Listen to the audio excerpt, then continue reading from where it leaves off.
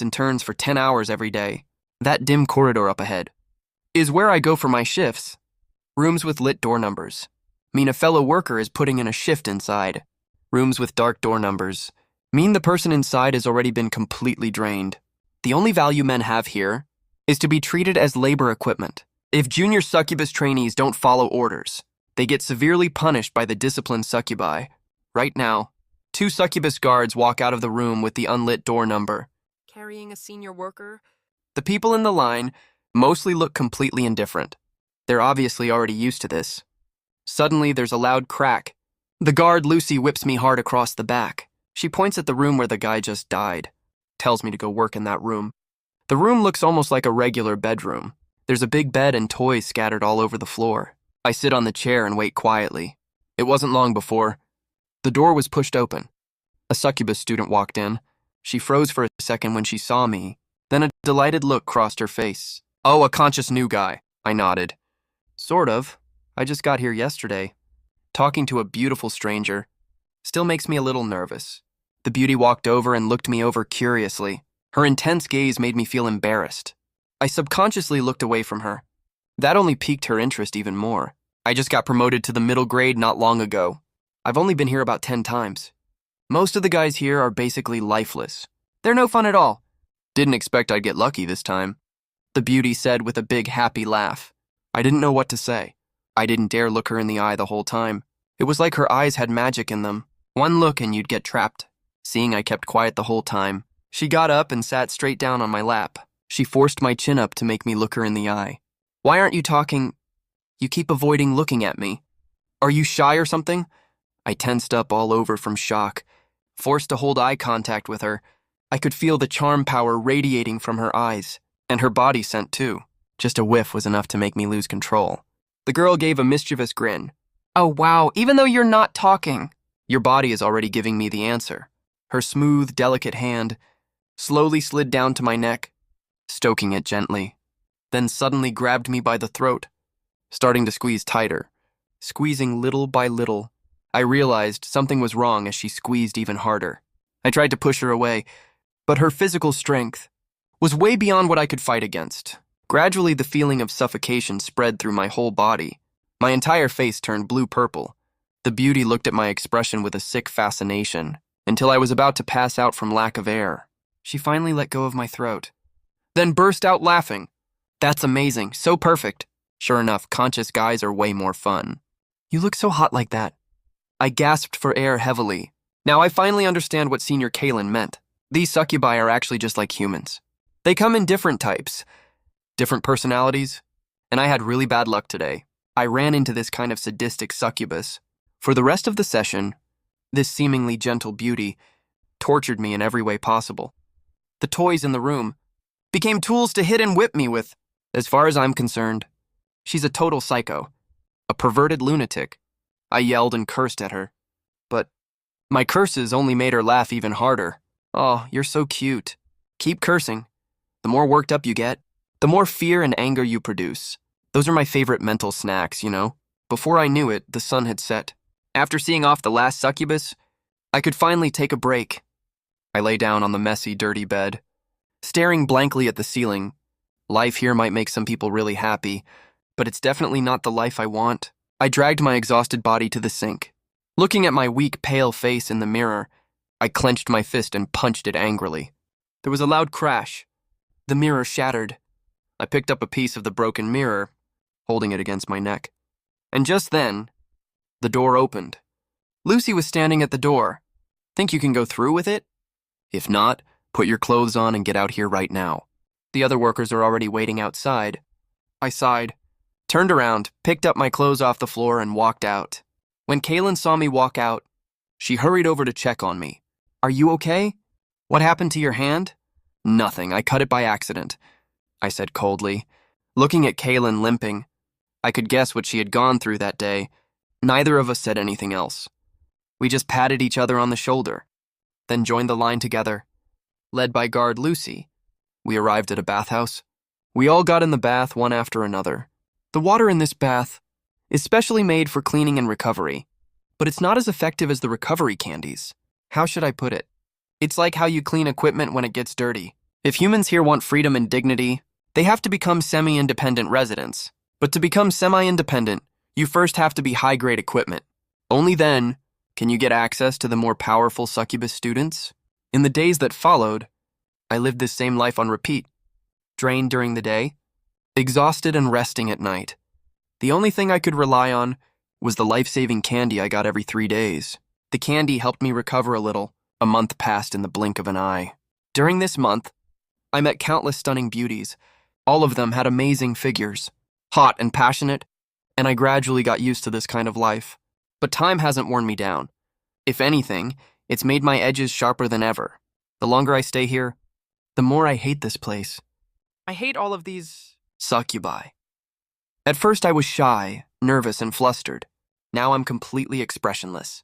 All that's in my eyes is cold hatred.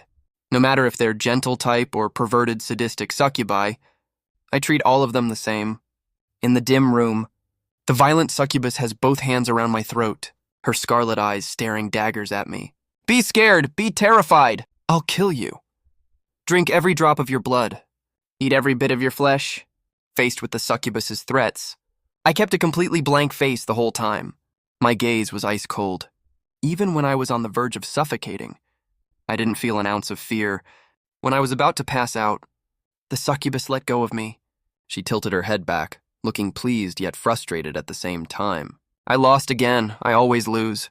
The defeated succubus lowered her head, stoking the bruise on my neck. There was frustration and obsession in her eyes. Why are you so rebellious? Why aren't you scared of me? Why won't you beg for mercy? Why won't you give in and fall? I looked at her coldly. Are we done? If we are, just leave. There are others waiting in line. The defeated succubus pouted and acted coquettish. That cute look makes you seem like a completely different person. What? Are you really that desperate to get rid of me? I like you so much, you know. Can you at least crack a smile for me? If it were any regular person, they'd definitely find this person super cute. But I've been here for a whole month. I know exactly what this bastard is really like. He's all smiles on the surface, but he's actually a total schemer. His favorite thing is to put toys on people, just to watch them suffer. After that person left, I didn't even have time to rest. And someone else came in right away. It was a succubus with a gentle personality, so I could finally relax a little, at least. When work ended for the night, Lucy came looking for us right away. Since Kaylin and I performed well, we've been promoted to high-grade equipment. Led by Lucy, Kaylin and I left this prison building and arrived at a slightly nicer apartment complex. Over here, I saw quite a few relatively normal-looking men, but most of these guys looked completely worn out and listless. Kaylin swallowed hard and said excitedly, "The upperclassman area.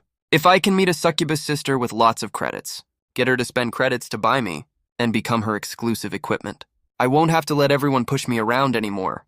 Lucy chimed in to warn us. That makes sense. If you end up with a decent succubus master, your life will be a lot easier from here on out. But if you get a pervert, your life will only be way more miserable. No matter how much she bullies or tortures you, the Academy has no authority to interfere. Hearing Lucy's warning, Kaylin's excited mood instantly cooled off. Sister Lucy, how do I tell if a master is good or not? That's hard to say. It's like when you humans date. You can never tell what a person is really like. From an outsider's perspective, you have to actually date them to find out. That said, there are ways to get a surface-level read. If that's what you're looking for, you can ask other succubi for information. Kaylin followed up with another question. Then, Sister Lucy, do you know any suitable succubi? Could you introduce us to some? Lucy stopped walking when she heard that and looked at him with amusement. Of course I can. But do you trust me? Of course I do, Kaylin said without hesitation. Lucy chuckled softly, turned around to stand in front of Kaylin, and pinched his cheek. Her gaze was ice cold. If you trust me, you're dead wrong. You have no idea what kind of succubi they are. Not at all. Trusting me will only get you killed faster. Kaylin stared at those icy eyes, too scared to move a muscle. But luckily, Lucy didn't mean any harm. After letting go of him, she continued, "One last warning for you two. Never trust anything a succubus says. Succubi don't feel love, only desire. The only reason I'm nice to you is simply because you're not worth scheming against yet. If you can become semi-independent beings, you might even be worthy of being conquered by me. We arrived at our own dorm room, and after settling in briefly, Lucy took us to a place that looked like a hotel and handed out our personal ID tags. They had our names and numbers on them. Remember, now that you're high-grade equipment, you have to learn to commute to and from work on your own. The academy will set different salaries for you, based on your popularity and how much work you do. Swiping your card at the door counts as clocking in and out.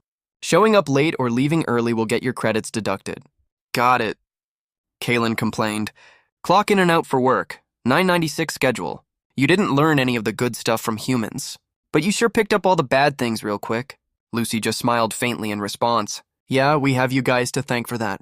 Before we adopted your human systems, we didn't have proper rules, so a lot of equipment was poorly managed and broke easily.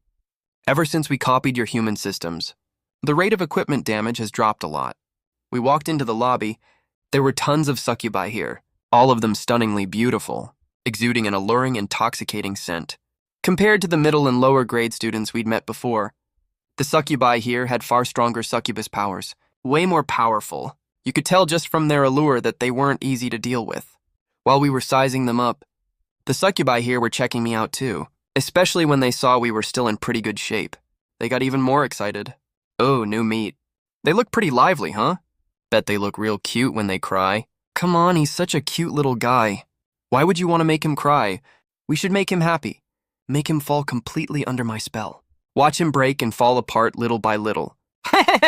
Listening to all the chatter around us, I knew right away I'd just escaped the wolf's den only to walk straight into the tiger's mouth. My expression grew even colder. My eyes filled with cold disdain. Little did I know, in that crowd, there was someone who was exactly drawn to my coldness. She was the 3-time consecutive, top-ranked cold beauty of the lower grades. Her power was on par with upperclassmen, a total celebrity at the Succubus Academy. She also had a nickname, the disgrace of all succubi. Tefana, a succubus, was a total germaphobe and refused to touch men.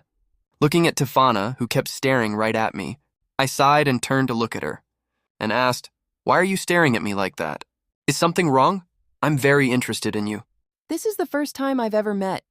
A man as clean as you? You're very special. Clean. I've been messed with by God knows how many succubi, and you call me clean. That's the funniest thing I've ever heard. Really? I think you really are clean. Your eyes, your scent, your voice. Tefana said every word slowly and deliberately. Her dead serious expression made me wonder if she was out of her mind. The second day after becoming high-grade equipment, I saw all the waiting succubi as soon as I walked in the door. It was so ridiculous I couldn't even say anything. All these succubi are total horn dogs. They even showed up this early just for this. They're earlier than us, the people who actually work here. Looking at all these waiting succubi, I had all sorts of mixed feelings. I finally understood now. The miserable life of ancient courtesans. I hope today goes smoothly. I sighed and sat on the edge of the bed, waiting for a day of being tortured by succubi. After a while, the door opened. To my surprise, the person who walked in was that silver-haired cold succubus from yesterday. It's Miss Tefana. I asked confusedly, "You remember my name?" "Looks like you do remember me after all." Tefana closed the door and walked over with a cold expression on her face. She was wearing the academy uniform. Her figure was extremely curvy and alluring, but that icy demeanor of hers was so confusing. How can a succubus be this cold? Because you're very special. This is the first time I've ever met. A succubus as cold as you. This is also the first time I've met a human man as cold as you. You've been here so long, and you still haven't been defiled by other succubi. Tefana walked up to me and reached out her cold, delicate hand to tilt my chin up. Look me in the eyes. I was a little surprised by the word defile, but I still reminded her that she might have gotten the wrong idea. I've made bets with many succubi. That's not what I'm talking about. I'm talking about your scent. Tefana leaned close to my neck. She took a deep breath. She lifted her head. She said with a satisfied look, "All the men I've met have such messy scents on them. They reek of all kinds of succubi scents. That's from magic erosion. It means they've already been defiled. But you're different. Your scent is very pure. It only smells like you." I nodded half understandingly. "So that's why you came to me. I remember you're a lower classman. You probably don't have many credits, right? The cost of advanced equipment is pretty high, isn't it?" Tefana said confidently. "You don't have to worry about that.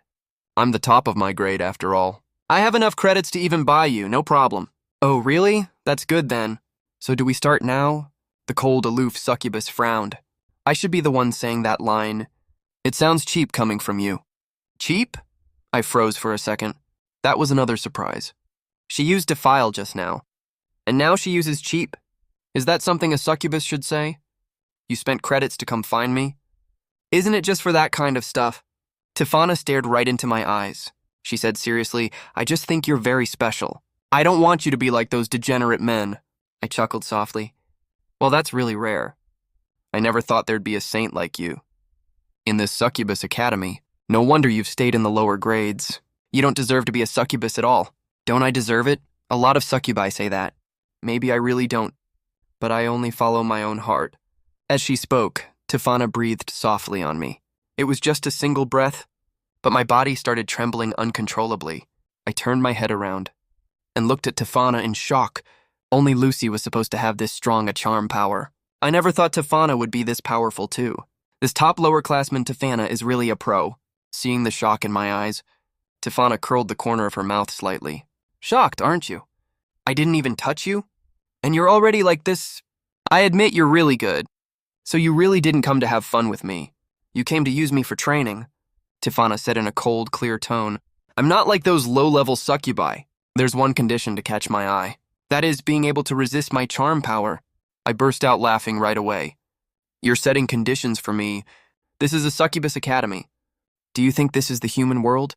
Acting like anyone cares that much. At my disdain? Tefana didn't get mad at all. She showed great interest instead. You're really very special. You're obviously already affected by my succubus power, but you can still think clearly. What's the big deal? Don't underestimate men. Not every man only has lust on his mind. I stared at her tightly, not daring to let my guard down at all. The next second, silver sparkles emanated from all around Tefana. She tapped my forehead lightly with her finger. I fell onto the bed, unable to move, forced to look straight into Tefana's eyes. Right after that, I started sweating. My whole body was trembling. As desire fought against reason, my eyes rolled back at times, and went back to normal at other times. My body also arched upwards. After Tefana messed with me for a while, blood was coming out of all my orifices. I almost died. Seeing this, Tefana quickly stopped as well, looking at me covered in blood. Tefana was also startled. This was the first time she'd ever seen something like this. Normal people can't last a minute before they're consumed by lust. But I lasted 3 minutes and still kept my reason. I was so angry I spat out a mouthful of blood. Did you bring recovery candies? Recovery candies? I don't have those, but I have this. Tefana quickly took out a bottle of drink and handed it to me. I took the drink and chugged it right down. I never thought this drink's recovery effect would be so amazing. It's way more effective than recovery candies. Tefana asked concernedly, How is it? Does it work? I rolled my eyes at her annoyed. It's okay, I really can't stand you. You'll get credits deducted if you kill a high-grade test subject. Don't you know that? With that, I got up and walked to the bathroom. When I came out after cleaning up, I found Tefana still sitting by the bed zoning out. Hey, why haven't you left yet? Leave? You already made it through the test. I think we can start now. I walked over, sat next to Tefana, and complained. So you've made up your mind, right? Then don't pull these weird tricks to mess with me again. Someone messed with me like this just yesterday, and you're doing it again today. At this rate, I'll be dead in a few days. Tefana leaned forward and kissed me. Unlike what I imagined, she was very gentle. A little awkward, too. She didn't act like a succubus at all. She even looked a little nervous. As I watched Tefana while we kissed, she had her eyes closed, looking like she was enjoying it a lot. Her cold aura had faded a lot. Is this what kissing is like? Tefana slowly let go of my head. She licked her red lips reminiscingly. I asked curiously, Is this your first time kissing? Tefana admitted it openly. Do succubi have to kiss people? It's not like we have to do that kind of thing to absorb essence. Using magic to make men drown in lust works just as well for absorbing essence. As Tefana spoke, her eyes started turning blood red. Right now, she'd experienced the joy of lust through her first kiss. Her inherent nature as a succubus was also awakened. Looking at the excitement in Tefana's eyes, I knew what she said was true. Right now, she was truly starting to awaken her succubus instincts. She grabbed my hair, leaned close to my ear, and said in a seductive voice, You passed my test. You deserve to have my first time. Before I could react, a powerful succubus